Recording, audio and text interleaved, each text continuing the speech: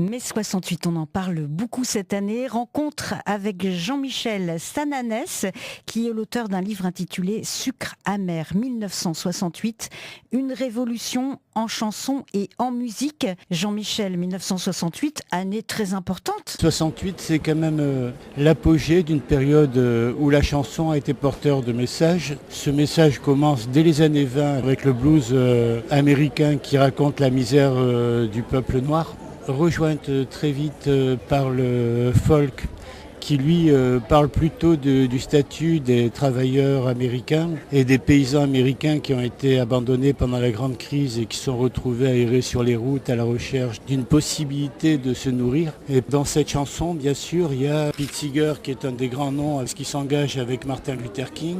C'est pratiquement un des pères de l'écologie contemporaine. Et après le macartisme, il y a une reprise de ce courant musical qui est porté par Joan Baez, qui est elle aussi un des grands défenseurs de Martin Luther King, par Bob Dylan aussi qui vient.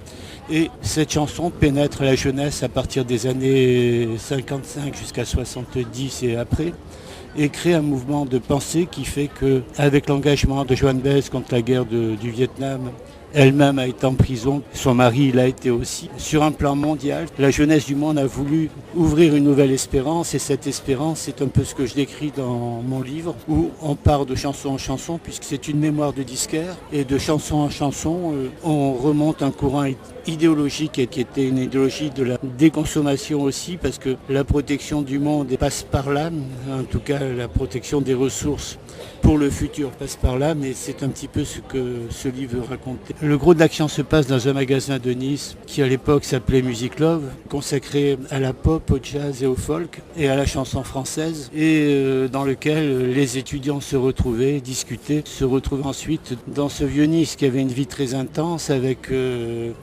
Marie-Paul Bell qui chantait et une foule de chanteurs qui venaient d'un petit peu partout, qui ont fleuri l'imaginaire des Niçois et qui ont fait que Nice a été une ville où la pensée, à un certain moment, a plongé un petit peu dans un rêve utopiste. Et ce rêve utopiste, bien sûr, n'a pas duré. C'est pour ça que le roman s'appelle Sucre amer. Mais donc à Nice, j'ai connu le sucre et j'ai connu la mer.